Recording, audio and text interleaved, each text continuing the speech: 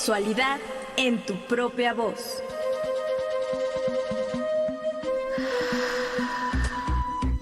Historias, mitos y revolcones del pasado que resuenan en el presente.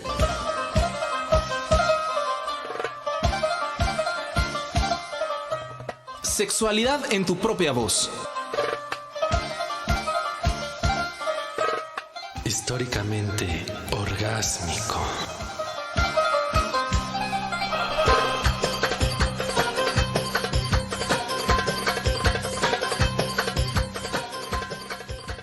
Buenas noches, bienvenido, bienvenida a su programa Sexualidad en tu propia voz. Como cada jueves, agradecemos que nos escucha a través de las frecuencias de Radio Educación 1060 de AM y 96.5 de FM. También a quienes nos siguen a través de la página web de Radio Educación y por supuesto en las redes sociales como Facebook, Twitter y YouTube. Les saluda Edith Rojas en compañía de Juan Carlos Hernández Meijoiro. ¿Qué tal, querida Edith? ¿Cómo estás? Un abrazo.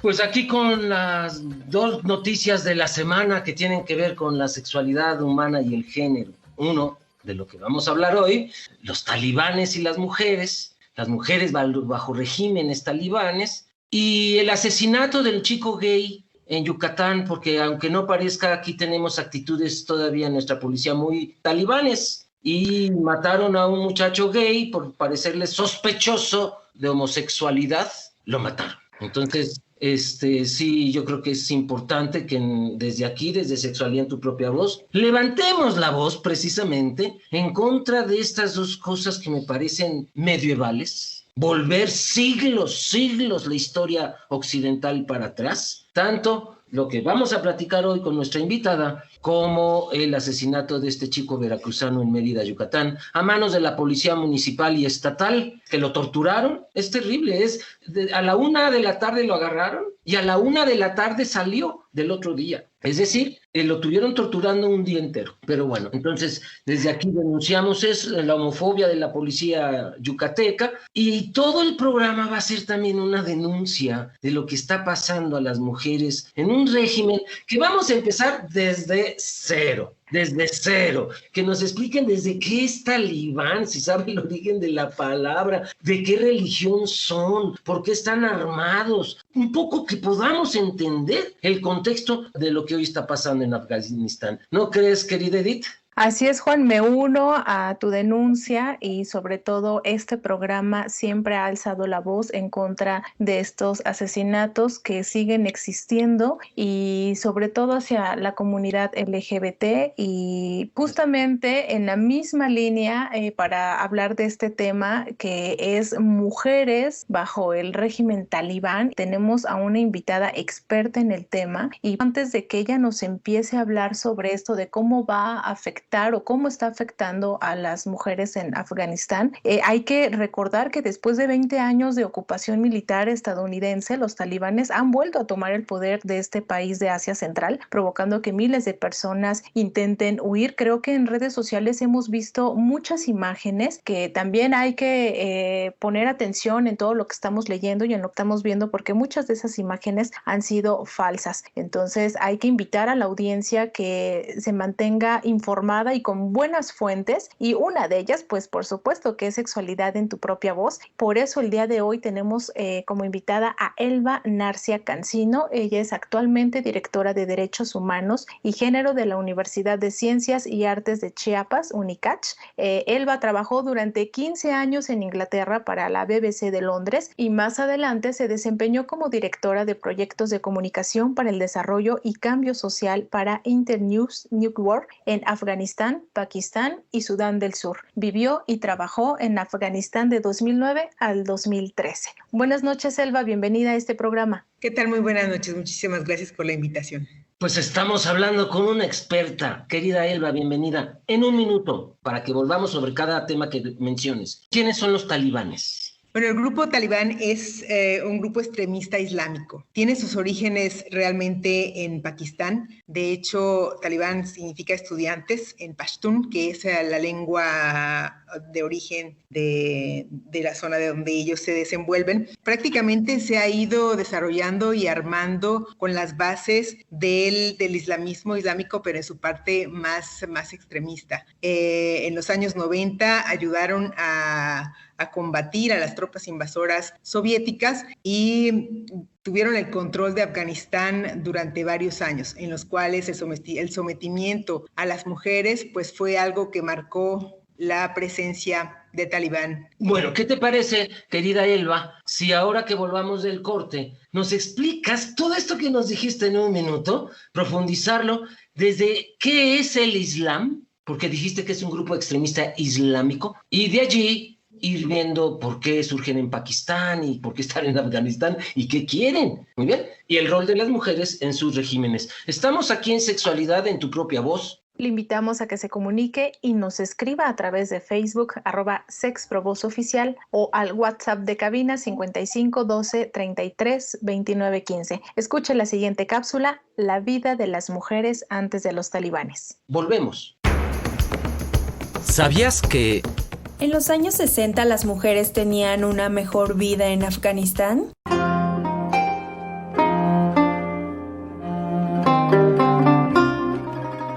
En aquella época, la vida para los afganos era mejor, con museos abiertos, mujeres en la universidad y hombres con gabardina occidental paseando por las calles. En esos años, las mujeres podían llevar las piernas descubiertas al usar vestidos o faldas, ponerse tacones y salir a la calle sin la necesidad de un acompañante varón. Aunque sí había mujeres que portaban burka, en esos años era algo extraordinario. En aquella época, también se promovió la libertad de las mujeres en la esfera pública y se alentó la educación femenina. Sin embargo, esta vida duró poco, pues luego de las guerras, las ocupaciones y los diferentes gobiernos impuestos, se les fueron restando derechos a las mujeres. Por ejemplo, en la década de los 90, las mujeres sufrieron todo tipo de vejaciones y violaciones a sus derechos humanos. Arresto domiciliario de facto, se les prohibió trabajar, no podían relacionarse con hombres que no fueran su marido o su padre y no podían dejarse ver en público, por lo que debían salir a la calle con un burka completo y siempre junto a un varón. En 2001, cuando la OTAN ocupó Afganistán tras los atentados de 2001 en Estados Unidos, las mujeres comenzaron a recuperar ciertos derechos, pero ahora con el regreso de los talibanes están en riesgo de volver a perderlos.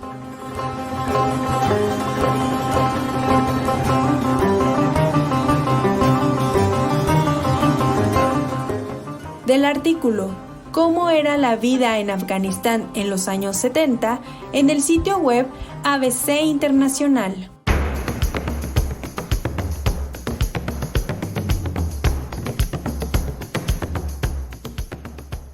Nuestra querida invitada Elba Narcia. Estuviste en Afganistán. ¿Cuántos años? ¿Qué te llevó para allá? Cuéntanos. Sí, estuve en Afganistán después de 15 años en Inglaterra trabajando para la BBC de Londres, en donde me desempeñé como editora, jefa de información, capacitadora de periodistas y una serie de roles. Inicié un trabajo de ayuda humanitaria en lo que es el brazo humanitario de la BBC, haciendo un trabajo en Etiopía, capacitando periodistas, y ahí me surge la inquietud de hacer más trabajo con organismos no gubernamentales en zonas de conflicto. Me ofrecen, después de un periodo aquí en la Universidad del Mar, Campus Huatulco, donde di clases 4 meses, me invitan a trabajar en Afganistán para esta agencia que se llama Internews. Internews hace trabajo principalmente en países en conflicto. Y el proyecto que me ofrecen es dar asesoría, capacitación, manejar un proyecto relacionado con el trabajo con periodistas afganos de 35 estaciones de radio. Era organizar coberturas, organizar una red de apoyo y acompañamiento. Capacitación técnica. Periodismo. periodismo principalmente, y organizar una red de apoyo y acompañamiento y también formación profesional para mujeres periodistas afganas.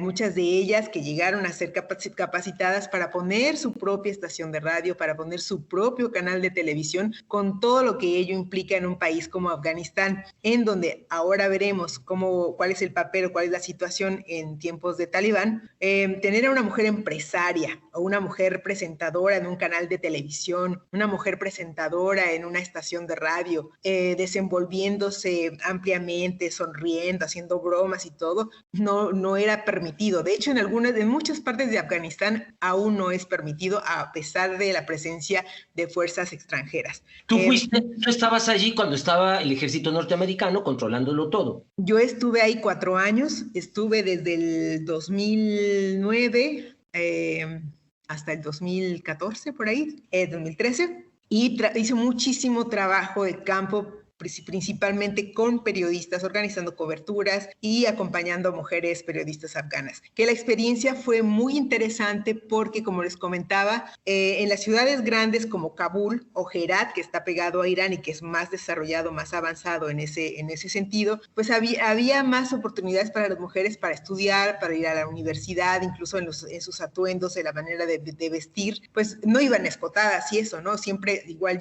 te cubres el cabello, te cubres el cuerpo, la manga larga, pantalones, la camisa larga que te cubre hasta las rodillas, ropa holgada que no se note la figura y una serie de cosas, pero bueno, podían sobre todo las mujeres ir a la escuela, ir a las salas de redacción. Claro, yo tenía que pedir permiso a sus abuelos, a sus hermanos, a sus padres para que pudieran ellas ir a trabajar, les tenía que organizar servicio de transporte. ¿Cómo te trataban a ti esos hombres como mujer pidiendo permiso para una de sus mujeres? Esa es una muy buena pregunta, excelente pregunta. ¿Sabes por qué? Porque siendo mujer, además en un cargo pues como jefa, te tratan con respeto porque para ellos eres hombre honorario, literalmente, te dicen hombre honorario. Y así sí te pueden permitir invitarme. No me digas eso. ¿De veras te consideran como un hombre de alguna manera? Claro que sí. Para poder recibir órdenes de una mujer, tiene que considerarte que eres hombre para que estás a su misma altura, a su mismo nivel. Podíamos tomar al té, negociar, hablar, acompañar en la comida, sentarme con ellos a comer. Las mujeres no se pueden sentar con ellos a comer y estamos hablando en época que no es el Talibán, es ahora apenas, con la dominación de las fuerzas extranjeras. Pero yo sí me sentaba a comer con ellos, negociamos, hablamos, viajaba y todo, pero con las mujeres no. Tenía la gran ventaja de que podía moverme en el grupo de mujeres y convivir con hombres. Entonces era mujer y a la vez era hombre honorario. Bueno, sobre todo porque a ti, Elba, te veían bajo esas actividades que en esa sociedad realiza comúnmente un hombre. Sí, por supuesto. Claro. Totalmente era un hombre que podía estar discutiendo en la sala de redacción y distribuir tareas, y hablar con funcionarios, entrevistar a extranjeros igual que locales, y todo te mueves con total libertad. Por supuesto, si yo hubiera... Y ese debate lo tuvimos con muchas compañeras extranjeras. Yo sí decidí adoptar el atuendo local. Sí usaba el velo y usaba la ropa holgada y me cubría el cuerpo, porque si estás en un lugar como invitada, respeta sus usos y costumbres, respeta sus tradiciones. Y para ellos, para la sociedad es muy importante, y debo decir que no solo las mujeres, los hombres también se cubren, porque el tema del cuerpo, de la privacidad, del pudor es al lugar al que fueres, haz lo que vieres. Exactamente, y muchas compañeras no lo hacían, que salían a la calle con sus camisetas y sus jeans, con el cabello descubierto, y pues sí se exponían a ser agredidas, pero ellas decían, venimos aquí para demostrar la libertad y no sé qué, la libertad según quién, y quién te dice que no usar un velo te hace mejor que ellas, ¿no? Claro. Lo mismo que pasa con las personas con discapacidad, hasta que empezaron a nombrarles con discapacidades observables, nos evidenció que muchos las tenemos dentro. Entonces, ¿quién es más libre? ¿Una que usa burka o una que usa hot pants? Tú recordarás. Pero bueno, aquí empecemos, porque supongo que habrá en nuestro auditorio alguien que no sepa qué es el Islam. Platícanos qué es el Islam. Mira, el Islam es una religión que además, como todo movimiento político, debo decir, ha sido muy satanizada. Se desconoce mucho sobre el Islam. Viví en Pakistán también, es un país musulmán. Y te puedo decir que la cuestión del respeto, de la manera, por ejemplo, cómo proteges y ayudas a tu familia, a las personas pobres, compartes tu dinero, hacen unas fiestas, por ejemplo, en la que si mataste una vaca, la repartes en partes iguales, una parte para la familia, otra parte para los pobres, otra parte para los amigos, otra parte para... y así. Entonces, en muchas cosas son respetuosos, compartidos, en la cuestión del respeto. Hay una gama, una parte del Islam que es extremista, que como cualquier otra religión. Es como en los cristianos, ¿no? Como en los cristianos. La interpretación de la religión que te puede llevar a situaciones como los ataques suicidas, como otra serie de cosas que hemos visto. Lo que hace el talibán es la interpretación del Corán, que es el libro religioso del Islam. Es una rama del Islam. Por ejemplo, sé que los sufis son una rama del Islam. Sé que hay otros que no son tan religiosos o no se van a monasterios como los sufis y meditan dando vueltas, ¿no? ¿Sería como una rama de la religión, el Islam, el talibán? No, bueno, el talibán es un grupo de escolares, literal, de estudiantes que se formaron en las madrazas, que son escuelas religiosas pakistaníes, en donde se formaron en la lectura del Corán. El Corán se lee en árabe, eso lo recitan en árabe, y a veces tampoco es que entiendan, aunque no hables o entiendas el idioma, pero así lo aprenden y así lo recitan y así lo interpretan también, cada quien. Es decir, ¿el árabe no es idioma oficial de Pakistán? No. En Pakistán es el urdu, en Afganistán hablan farsi y hablan pashtun. ¿De veras? ¿No hablan árabe en la calle? No, porque no son países árabes, de hecho están ubicados en Asia. Ciertamente, pero al pensarles yo musulmanes, yo pensé que todos los países musulmanes se les obligaba a imponérsele la lengua árabe en la vida cotidiana. La aprendes, pero no es un idioma oficial. El Corán sí, y recitar el Corán en árabe sí. Así como las misas en latín, supongo que mucha gente no entiende lo que se dice en las misas, pero igual con la lectura o recitar el Corán. Y entonces estos estudiantes, que es lo que quiere decir talibán en árabe, en pashtu, se reúnen. ¿Y de dónde sacaron que matar a la gente venía en el Corán o si viene? No, como te digo, es la interpretación del Corán, es la interpretación de la Sharia, de la ley que rige al Islam. Se interpreta a conveniencia, como muchas otras religiones, como la gente interpreta la Biblia, como la gente interpreta el Talmud y en cualquier otra religión. Pues en este caso es la interpretación extrema de una religión que, en mi opinión, es muy loable, muy respetable, muy amorosa. El Islam es una religión de mucho amor, muy malentendida y muy satanizada. Sí, qué bueno que Elba nos aclara esto, porque según la Real Academia Española, la ley islámica es reguladora de todos los aspectos públicos y privados de la vida, y su seguimiento se considera que conduce a la salvación. Es decir, cualquiera que lea esta definición, bueno, pues entonces empiezas a satanizar y dices, qué horror estar viviendo ahí. Pero con esto que nos está diciendo Elba, quien estuvo ahí viviendo y conociendo estas costumbres, cambia totalmente la perspectiva. Y por supuesto que vamos a estar hablando en estos otros 2 bloques que nos restan del programa sobre todo lo que está pasando, ¿no? Y cómo es que los medios también han estado influyendo en todo lo que se ha visto en redes sociales. ¿Qué va a pasar con las mujeres? ¿Cómo les va a afectar? Y en qué momento inició todo este lío, ¿no? En contra de los derechos de ellas y también de las personas que son homosexuales. Le recordamos que este programa es grabado a la distancia, pero el equipo de producción está en espera de su comunicación. Escuche cómo puede ponerse en contacto con nosotros.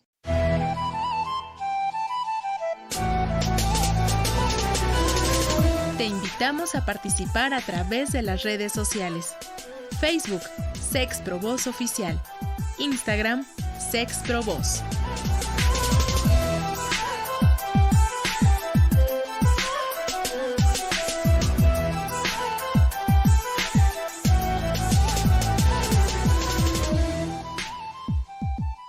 Usted acaba de escuchar cómo puede hacernos llegar sus mensajes. Ahora es momento de conocer lo que nos escribieron en la emisión del pasado jueves, programa donde conversamos con la investigadora y docente Norma Mogrovejo Aquise sobre su libro Un amor que se atrevió a decir su nombre, la lucha de las lesbianas y su relación con el movimiento homosexual y feminista en América Latina. En Facebook nos escribe Yolanda González Muciño. Abrazos para mi querida maestra Norma. También Laila Sánchez Curi, nuestra querida amiga, nos dice abracitas a Edith, Juan Carlos y mi bella Norma. Muchas gracias, Laila. Gracias, Laila. Marce Mendoza nos dice que le gusta el programa. Muchas gracias, Marce. También M.A. Paz Palacios G, que sea la diversidad lo cotidiano.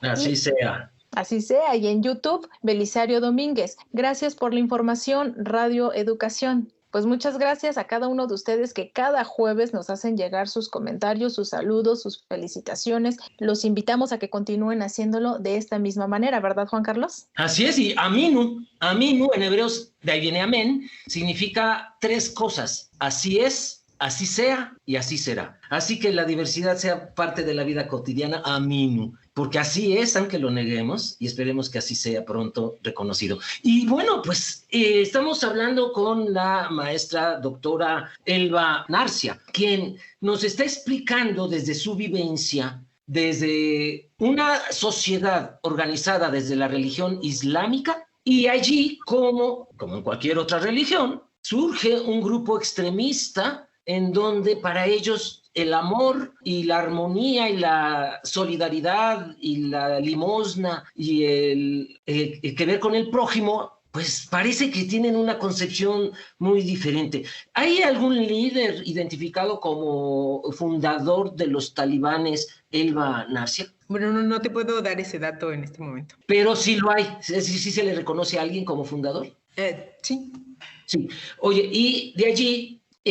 ¿cómo es su relación con Al Qaeda? Porque el nombre Al Talibanes llega a mis oídos a partir del borlote que se hizo después de los ataques a las Torres Gemelas de Nueva York, que Bush decidió perseguir a Osama Bin Laden de Al Qaeda y que pues estaba entreprotegido por los talibanes, pero ahí yo me enteré que existían, tal vez desde mi ignorancia. ¿Tiene algo que ver con Al Qaeda y con este ataque a las Torres Gemelas, los talibanes? Pues mira, ese fue el argumento por el cual Estados Unidos decide invadir Afganistán, para evitar otro ataque a Estados Unidos. Con ese argumento toman un país entero. Vinculaba directamente al Talibán con Al Qaeda, con Osama Bin Laden, por sus orígenes, por ser Pakistán, pero yo creo que aquí el tema en la mesa, y tal vez sería tema para otro programa, es si justificaba realmente la invasión a un país entero. No. Pues vimos todo el teatro que armaron con Irak. ¿Cómo filmaron hasta el ahorcamiento de Hussein? De Hussein, y se armó un teatro televisivo. Entonces, ¿tú crees que lo que hizo Joe Biden ahora de sacar al ejército es una acción que, digamos, es correcta? Pues mira, era un fracaso anunciado. La presencia de Estados Unidos desde hace mucho ya se sabía que fue un error, que no tenían que haber estado ahí. Cómo se salían de Afganistán y cómo iban a dejar a Afganistán, cómo dejan a los y las afganas. Es una desgracia. Mira, tantos años que trabajé ahí, te puedo decir, tengo muchos amigos y amigas afganas. Recibo todos los días correos electrónicos y mensajes desesperados que los ayude a salir, por favor, porque sus vidas peligran. Mis amigos y amigas periodistas, particularmente amigas periodistas y amigos de las minorías étnicas como los hazaras, están escondidos porque temen ser asesinados. ¿Por qué? Ese es el país que dejó Estados Unidos. ¿Por qué? Porque a las mujeres de entrada, trabajando en medios. Te voy a contar una anécdota. Invito a unas amigas afganas a comer a la casa ahí en Kabul y dicen los compañeros, seguramente les estás metiendo ideologías feministas, estás poniendo en peligro la estabilidad de la sociedad y las estás poniendo en peligro a ellas. Por supuesto, cuando pones en la mesa, ni siquiera se trataba, porque no se trata de eso, ¿no? Si estás en un país, te digo, respetas, y pues sí comentas y ellas te preguntan, ¿no? Te preguntan cómo es la vida en tu país, cómo es la vida afuera, en los lugares a donde... Yo viajo sola todo el tiempo. Además, siendo periodista, tú sabes, vas con tu mochila y ahí no hay sexo, vas a cubrir una guerra, vas a estar y eres periodista, ¿no? Entonces les llama mucho la atención ese tipo de cosas y pues esas libertades a las que estuvieron ellas expuestas, viendo los aprendizajes, trabajando, estudiando, el abrirles la mente a este otro panorama y a este otro mundo, pues tampoco es muy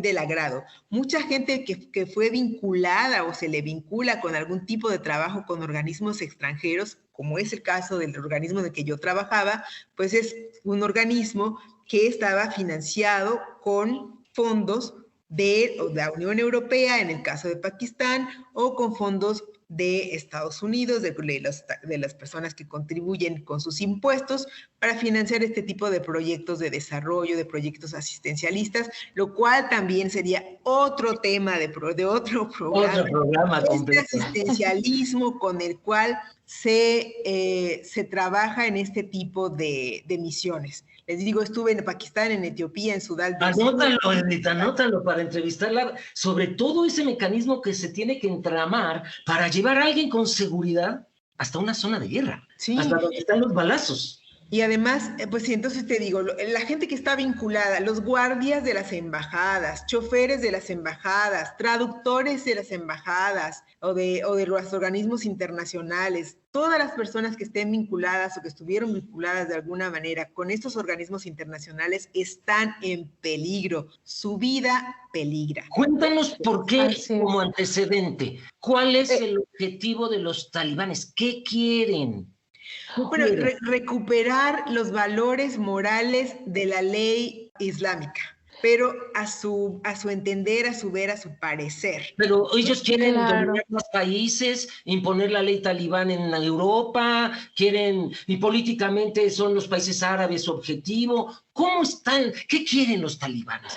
Sí. Juan, antes de que nos conteste, obvio, por supuesto que son 20 años que Occidente inspiró y, como dice Elba, financió y cobijó esa nueva generación de afganos, ¿no? Porque crecieron con libertades y oportunidades que ya las hicieron suyas, ya se apropiaron de ellas. Por eso ahorita también es tanto conflicto, porque como dice Elba, lo que quieren es pues, rescatar o volver a implementar sus usos, sus costumbres, sus ideologías. ¿No es así, Elba? Así es. Y el tema es, como tú bien dices, la gente que nació ya en esta libertad, la gente que tiene hoy 20, 25 años, que lo que aprendieron es que se puede estudiar, que puedes salir, que puedes opinar, que puedes hablar, que aún con restricciones, porque tampoco puedo decir que durante la presencia extranjera en Afganistán las mujeres hayan vivido en completa y absoluta libertad. Eso no es cierto. Y checa los indicadores de educación,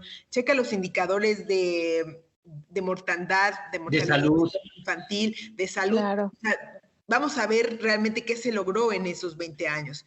Lugares como Kandahar, como Helmand, como otros de esos lugares en el Afganistán profundo, que las mujeres seguían usando burka, que las mujeres seguían sin posibilidades de ir a la escuela, que muchas mujeres morían todavía en el parto, que no hubo un avance radical, dramático, que digamos que en esos 20 años realmente cambió y mejoró la vida de las mujeres. No. Sin embargo, sí, en las ciudades como Kabul, como Herat, como en otros, sí hay mujeres en las universidades, mujeres doctoras, abogadas, y algo muy importante, representación parlamentaria en el Parlamento, las cuotas, las acciones afirmativas, un porcentaje del Congreso tenía que estar representado por mujeres. Eso está en riesgo ahora con el Talibán. Estamos hablando de ciudades grandes. Ciudades grandes, pero también algo que les voy a comentar también, cuando me preguntan la diferencia entre Afganistán y México, no hay mucha diferencia en muchas cosas. En muchas cosas no la hay. Tenemos aquí, por ejemplo, la participación política de las mujeres y los hombres que han usado la figura femenina para la paridad político-electoral. Lo mismo en Afganistán. Había una cuota de género para ocupar los espacios, las curules en el Parlamento. Sin embargo, quienes manejaban, quienes dominaban, quienes dictaban las leyes eran los hombres. Algo muy similar estamos viviendo en el país. Sí, sabemos que el conservadurismo y la misoginia y el machismo tienen diferentes fuentes ideológicas y en México nos tocó el cristianismo, pero hay actitudes muy parecidas, como bien nos dices, Elba. ¿Quién financia a los talibanes? ¿De dónde tienen dinero? Pregunta de dónde consiguieron las armas. ¿Quiénes los armaron? Estados Unidos. No me digas eso, pero a ver. Para sacar a los soviéticos, que fue cuando el Talibán se enfrenta a los soviéticos en los años 80. Estados Unidos arma y financia este movimiento que después crece, se sale de control, luego ellos entran para combatir a las personas que ellos mismos armaron y fortalecieron. Bárbaro, eso lo explica todo. Entonces, Estados Unidos los arma para que corran a los rusos, a los soviéticos de entonces. Pero estos cuates van a agarrar las mismas armas ahora en contra de los propios intereses de los norteamericanos, ¿no? Sí, pero también yo creo que tenemos que ver la cuestión geopolítica, quiénes tienen interés en Afganistán, quiénes se van a beneficiar con la salida de Estados Unidos y qué es lo que va a ocurrir. ¿Y qué te parece si ahora que regresemos del corte nos platiques también China? ¿Qué? O sea, porque son frontera sur de China. Ajá. Pero además la Rusia actual, que ya no es la Unión Soviética, también qué postura ha tomado en este nuevo tejido de redes de poder. Y también otro tema que me interesará mucho que nos cuentes, si hay talibanas. Vamos a quedarnos con eso y regresar con nuestra querida invitada Elba Narcia para que nos siga ilustrando desde su teoría, su profesión como periodista y su experiencia vivencial en países musulmanes, exactamente en Afganistán, que ahora está en el centro de las noticias. Les recordamos que estamos hablando de las mujeres bajo el régimen talibán, así que lo invitamos a que se comunique con nosotros, que nos escriba a través de Facebook, @sexprovozoficial o al WhatsApp de cabina 55 12 33 29 15. Escuchemos la siguiente cápsula, respuesta de activistas ante la situación de mujeres en Afganistán.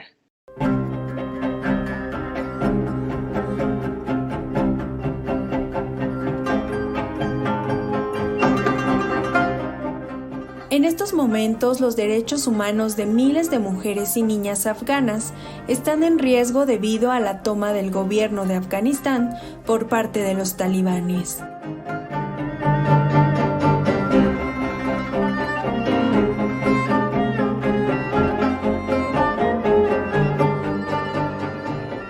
Desde que los talibanes comenzaron a tomar algunas ciudades de Afganistán, la comunidad internacional y algunas activistas han demostrado su preocupación por las mujeres afganas, pues a pesar del conflicto permanente que vive el país, se había logrado un avance significativo en cuanto a sus derechos. Ahora este avance está en riesgo de sufrir un retroceso y es por ello que activistas están exigiendo que Naciones Unidas, los Estados Unidos, la Unión Europea, agencias donantes y también el gobierno de España emprendan las acciones necesarias urgentes para parar la tragedia. La Secretaría General de Amnistía Internacional ha manifestado que los gobiernos extranjeros deben tomar todas las medidas necesarias para garantizar una salida segura del país a las personas que están en el punto de mira de los talibanes. Esto incluye expedir visados, ofrecer ayuda a las evacuaciones desde el aeropuerto de Kabul, proporcionar reubicación y reasentamiento a las personas desplazadas. También se exige a los países europeos que suspendan de inmediato las deportaciones y devoluciones de quienes han buscado seguridad en Europa y que Estados Unidos garantice seguridad permanente en el aeropuerto mientras se llevan a cabo las evacuaciones.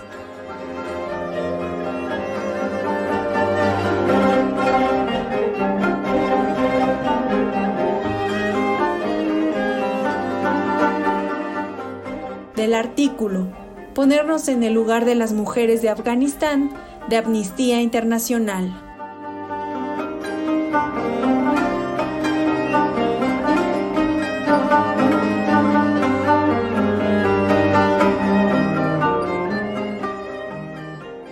Querida Elba Narcia, ¿qué pitos toca China en este conflicto? Mira, China tiene preocupación para mantener sus fronteras seguras. También hay que recordar que Irán es país vecino. También hay que recordar que Pakistán es un país vecino. Entonces, Afganistán tiene la gran suerte o la mala fortuna de tener a tantos vecinos. Sí, eso lo pone en una situación muy complicada. Sí. Y esta otra pregunta que te hice antes de salir al corte, ¿no hay talibanas, mujeres? No. Es un movimiento muy masculino, muy tradicional, hiperconservador, hiperpatriarcal. No hay mujeres talibanas. Y lo que sí es interesante por la cápsula que ustedes acaban de poner es pues el tema de las mujeres. Organizadas. Las mujeres organizadas, y si son capaces o si están en posición de poder ellas. Las mujeres que encuentra el talibán hoy en día ciertamente no son las mismas de cuando ellos... Pero tampoco son los mismos talibanes, porque no entraron como en Siria. Cuando agarraron Siria fue terrible la situación en muchas cosas. Yo veo que como que se moderaron. No. Quieren dar la imagen de que son un movimiento más moderado y más que van a comprender y a respetar los derechos de las mujeres, el derecho a la educación, a trabajar, a la salud y demás. Eso es lo que quieren ellos aparentar. A mí me parece que el talibán no ha cambiado. ¿No les crees? No, yo no les creo. Yo no les creo, y además que digan, sí, las mujeres van a trabajar y van a poder estudiar siguiendo lo que es la Sharia, la ley islámica, pero según su interpretación, ¿cuáles son los límites? Solamente pueden trabajar en educación en escuelas islámicas, de religiosas, solamente pueden hacer trabajos con mujeres, no pueden salir de ciertas horas, no pueden tener acceso a educación superior, hay muchas cosas que no pueden hacer. ¿Pueden salir a la calle solas? No, incluso yo, para poder entrar al país, tuve que decir o llevar un documento firmado por mi padre. No. Si tu padre no vive, lo firma tu hermano o tu abuelo o tu como tío, romano. Un hombre. Me estás recordando el Imperio Romano. Me estás recordando el Imperio Romano, que la ley de las 12 tablas, 5 siglos antes de Cristo, precisamente prohíbe a las mujeres salir solas a las calles, y dice la ley, al menos con un esclavo, pero que sea hombre. Me estás recordando 2500 años hace de esto. Es lo mismo, tienes que salir completamente cubierta, tienes que salir si sales con un hombre, y el hombre te tiene que haber dado permiso para salir. El tema del divorcio, de la distribución de la tierra. Oye, esta carta de tu padre, ¿te la piden para la visa en la embajada? En el aeropuerto, sí. No, a la hora de entrar al aeropuerto, ahí me dicen si tengo permiso de mi padre. Y para salir o para viajar o para lo que sea, aunque te digo que ya estando ahí, pues me tratan como hombre honorario. Pero a la hora de entrar... Eterna menor de edad, por ser mujer, necesitas permiso de un señor. O por ejemplo, querer ir a lo que harías aquí a un hotel, te vas y te documentas y te registras mujer viajando sola, no pasa nada, ni siquiera te preguntas si vienes o no vienes sola, ¿no? Ahí no. De hecho recuerdo alguna vez intentar buscar una habitación de un hotel viajando sola, y pues, de aquí no entra, y no me dejaron entrar. No me dejaron entrar. Pues y te ponen en un estado mucho más de vulnerabilidad. Sí, por supuesto, para acceso a cuentas bancarias, para acceso a muchas cosas, no puedes manejar, no puedes hacer muchas cosas. Por eso te digo, muchas de mis amigas están escondidas, no han salido de su casa desde que entró el talibán y están aterradas. Están realmente... ¿No se han podido organizar? ¿Las redes sociales no han funcionado en eso? ¿Cómo están las mujeres y su organización interna en Afganistán? Es muy débil todavía, pero yo quiero creer que las redes sociales, así como pasó con la primavera árabe, puedan tener algún impacto a la hora de organizarse y de reaccionar. Sin embargo, el talibán no se mide, no se detiene a la hora de reprimir las movilizaciones, y están fuertemente armados, tienen armas de alto calibre y no... Hechas en Estados Unidos, por supuesto. Claro, las ejecuciones sumarias. He visto cómo entran a las casas y le disparan a alguien que consideran enemigo, o se meten a tu casa y y no les puedes, van armados y te sacan y te sacan arrastrando y te ejecutan a la mitad de la calle. Eso es lo que estamos por ver. Una crisis humanitaria de dimensiones monumentales. Mucha gente tratando de salir de su país. Ustedes han visto las imágenes en los aeropuertos, las imágenes de las madres aventando a sus hijos, a sus bebés por encima de las rejas para ver si los pueden rescatar los soldados estadounidenses o quien sea que esté realizando las labores de evacuación. ¿A cuántas miles de personas tendrán que evacuar de Afganistán para garantizarles la seguridad? ¿Y qué futuro? ¿Qué las naciones presentes de la OTAN, Gran Bretaña, Estados Unidos, todas las personas que estuvieron adentro, tienen la obligación, yo me siento con la obligación moral de ver de qué manera puedo apoyar a la gente que colaboró conmigo. Cuando me buscan y me escriben pidiendo ayuda y me siento tan inútil, con las manos atadas, es desesperante, angustiante, dar rabia. Porque pues al menos por este medio ya que te sirva de desahogo y de que más personas sepamos cuál es la realidad de allá, pero hasta me parece inútil la siguiente pregunta. ¿Y la comunidad LGTB corre peligro en Afganistán? Por supuesto que sí. Esta mañana había publicado yo algo en mis redes sobre qué opinaba de esta situación y me comenta un señor o una persona que no se identificó, me dice, ya basta de hablar de las y los afganos, tienes que hablar también de les afganes, porque no puedes invisibilizar, así hay que usar el lenguaje incluyente. Y le digo, no se trata solamente de lenguaje incluyente.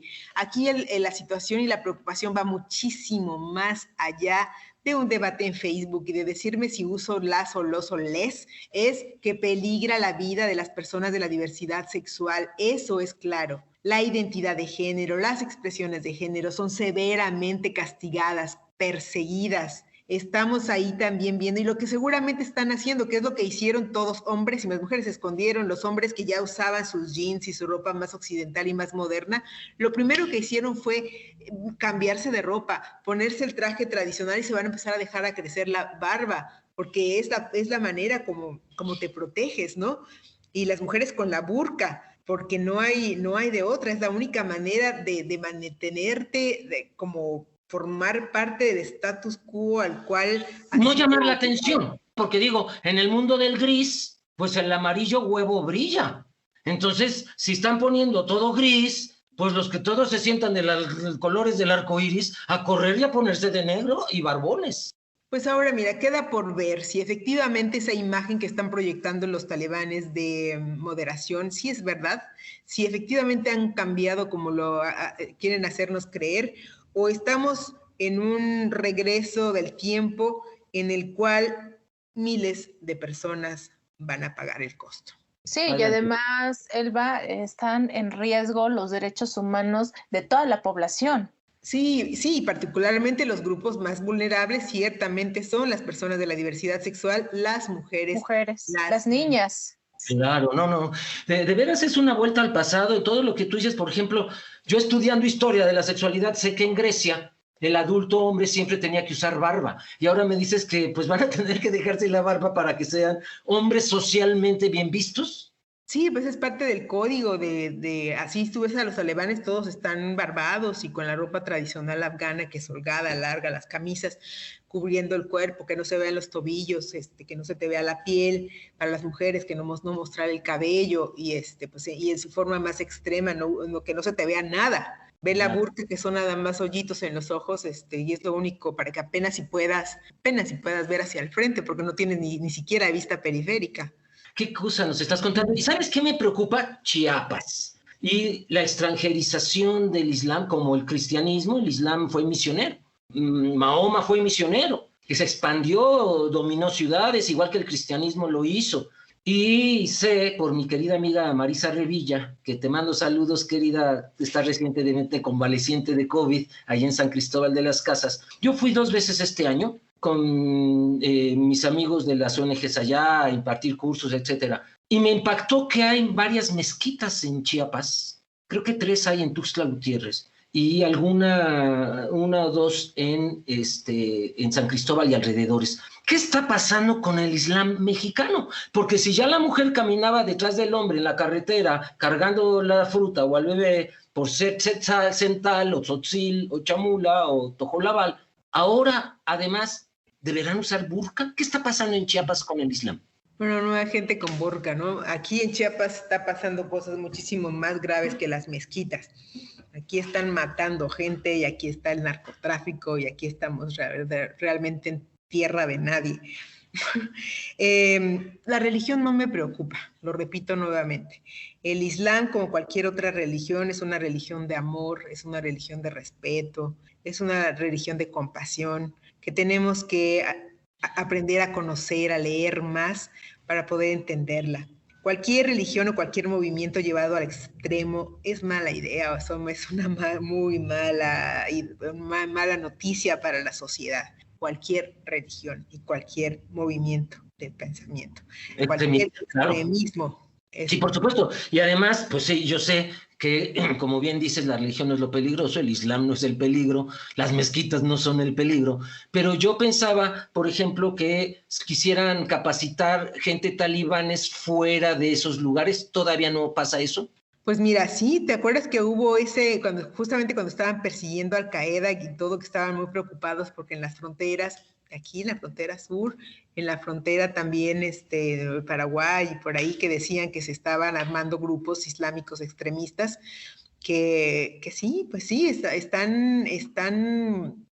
Tú has visto los ataques suicida en Occidente, en Europa, en Londres, en Francia, en España, en Estados Unidos, cuando se declara la fatua, cuando hay una persecución y dice vas a matar a extranjeros porque son los enemigos del mundo. Ese es el extremismo, eso es cuando ves a mujeres que se hacen estallar o que se queman o que entran y atacan en un vehículo lleno de bombas o lleno de dinamita y se hacen estallar y se sacrifican en el camino. Pues es que es eso, la religión llevada al extremo, al fanatismo. Exactamente. Elba, y desde tu perspectiva, también desde esta experiencia que tú viviste ahí en este país, ¿qué llamado se podría hacer al Consejo de Seguridad, a la comunidad internacional, para que estemos al pendiente de lo que vaya a estar pasando aquí en Afganistán? ¿Tú qué nos podrías decir o qué llamado podríamos hacer desde aquí, desde Sexualidad en tu propia voz? El llamado es a las naciones que estuvieron presentes, a toda la comunidad internacional, solidarizarnos, estar vigilantes, estar pendientes, estar atentos, tender la mano solidaria para apoyar a las personas en situación de vulnerabilidad que se encuentran en Afganistán. A los Estados Unidos, a Gran Bretaña, que cumplan con su obligación de proteger a las personas que se encuentran en riesgo. No pueden solamente salir y dejar todo tirado porque ya no les sirven. Créeme que si los afganos o Afganistán fuera todavía para Estados Unidos una prioridad estratégica por sus recursos naturales o por lo que tú quieras, no se habrían salido.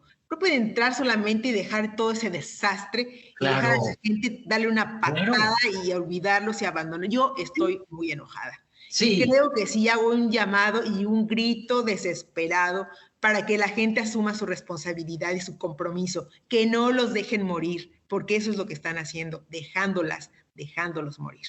Pues ya está el llamado allí, desde Radio Educación al Mundo lo hacemos. Estados Unidos, Inglaterra y todos los países de la OTAN que estuvieron metidos allí, pues por favor no se puede llegar nada más y dejar un tiradero cuando se van. Queridísima Elba Narcia, muchísimas gracias por este viaje que hiciste con nosotros y nosotras a esos mundos tan alejados y desde nuestra parte tan llenos de prejuicios y de ignorancia. Por eso quisimos invitar a alguien que tengan la certeza que va a volver a estar en estos micrófonos, porque nos das mucha luz sobre lo que está pasando allá desde nuestra ignorancia y oscuridad. Gracias, Elba. Muchísimas gracias a ustedes y también les invito a colaborar aquí con la Universidad de Ciencias y Artes de Chiapas. Tenemos muchísimo trabajo que hacer en la erradicación de las violencias, de todo tipo de violencia, de la violencia de género, en la sensibilización en masculinidades, y ya vi que eres experto, entonces te estaré invitando.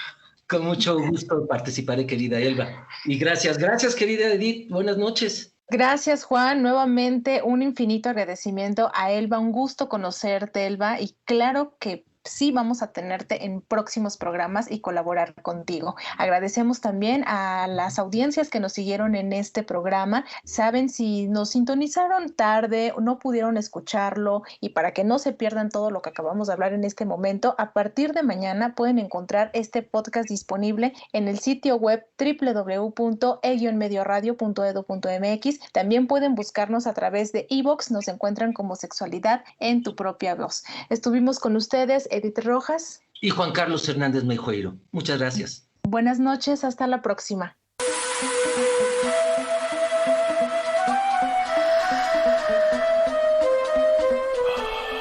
Sexualidad en tu propia voz.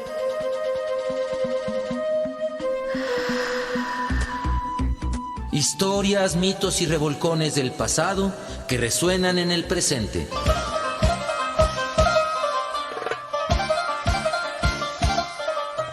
Sexualidad en tu propia voz. Históricamente orgásmico.